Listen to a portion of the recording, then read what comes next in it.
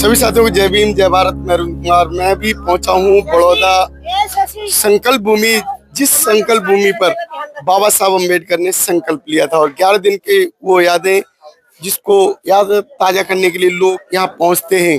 और जो खासकर जो बहुजन समाज के लोग हैं जो बाबा साहब को मानते हैं वो अपना योगदान जरूर करते हैं। जय भीम।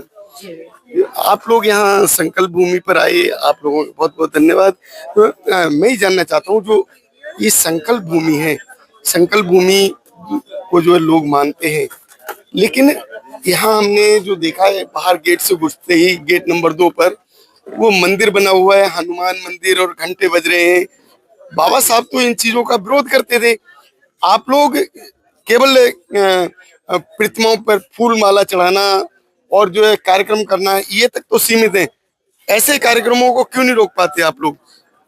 ऐसी बात नहीं है। देखिएगा आज के जो हालात हैं जी। और आप जानिए अच्छी तरह से, आजकल के हालात ऐसे हैं कि उनको तो एक वो चाहिए मसला लड़ने के लिए, वो आप जानते हो पूरे देश में क्या हो रहा है, नेपाल में क्या हो रहा है। हम इस चीज को बचाना चाहते हैं कि अगर हमने दिल्ली में जंग छेड़ दी ना तो दिल्ली का बहुत बुरा हाल हो जाएगा।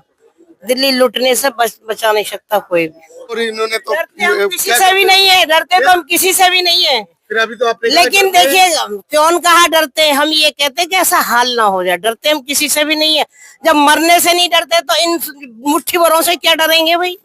लेकिन एक गलती है और उस गलती को मैं बता रही हूँ, हम पढ़ गए लिख गए संघर्ष कर लिया, जितना इकट्ठे हो गए आग लगा देंगे दुनिया में। यहाँ 5 से 7 लाख लोग कल इकट्ठे होंगे और उनके घुसते ही गेट पर जो घंटा बज रहा हो, मंदिर के दर्शन हो, कैसा लगेगा आपको? हमें क्या लगेगा, जो यहाँ के रह रहे उन्हें शर्म नहीं आती है? हम तो दिल्ली से आए हैं, तो अगर वो करे हम तो आज चलने को तैयार हैं। ये मंदिर बन कैसे गया? ये तो संकल्प भूमि है। संकल्प भूमि है, वो तो ऐसी जगह ही बनाते हैं जहाँ से कि विवाद खड़ा होए, और विवाद खड़ा होने में वो हिंदू राष्ट्र के चक्कर में लगे हुए। और हम नहीं चाहते कि हिंदू राष्ट्र बने। 3% का हिंदू राष्ट्र बना लेंगे। लेकिन एक बात कह रही हूँ बेटे, मेरी बात सुन ले, जितना ये दलित समाज, जितनी ये छोटी छोटी अल्टी पल्टी पार्टियां ना, जितना ये सब छोड़ देंगी और एक संकल्प पे आ जाएंगी। और हम भी इस बात को कह रहे हैं, अब के चुनाव में हम वोट नहीं देंगे उन लोगों को जो पार्टियां बना बना के खड़े और संगठन को खराब कर रहे हैं। ऐसे लोगों को हम पार्टी को टिकट वोट ही नहीं देंगे हम। मैम, आपका समाज ना पिटता भी है और जो है उस पे जो थूका भी जाता है, लेकिन वो फिर भी नहीं समझ में आता। नहीं, हमारा समाज पिटता ही नहीं है। कौन कह रहा है पिटता नहीं है? जगह जगह ठोका जा रहा है। अच्छा किसको ठोका? अच्छा सुनिए आपका समाज बिखरा हुआ है। अरे मेरी बात सुनो, कौन से हमारे बच्चों के साथ हो रहे हैं मुझे ये बताओ, मैं जवाब देती हूँ आपको। कौन से दलित समाज के बच्चों के साथ हो रहे हैं? कौन दलित, कैसे दलित? वो क्यों नहीं छोड़ती उसको, उस चीज को क्यों नहीं छोड़ते? देखिए दलित नहीं, दलित पिटेगा, चमार पिटेगा, बाकी जो जात पात करेगा वो पिटेगा, बुद्धिस्ट नहीं पिटेगा, जाटव भी नहीं पिटेगा। तो आप क्या उस जाति व्यवस्था से निकल चुके? निकल नहीं चुके, हम तो उन्हें ला रहे हैं कि आओ और वो आ जाता, ये तो बहुत अच्छी बात है। लेकिन वो तो चिपटे पड़े हैं वहां से, उनका क्या कर रहे हैं हम बताइए आप। तो आपका जो समाज है वो जाति व्यवस्थाओं में लिप्त है, उसे आप कैसे लाओगे? हम जब लाएंगे जब तुम्हारे जैसे लोग हमारी आलोचना बंद कर देंगे।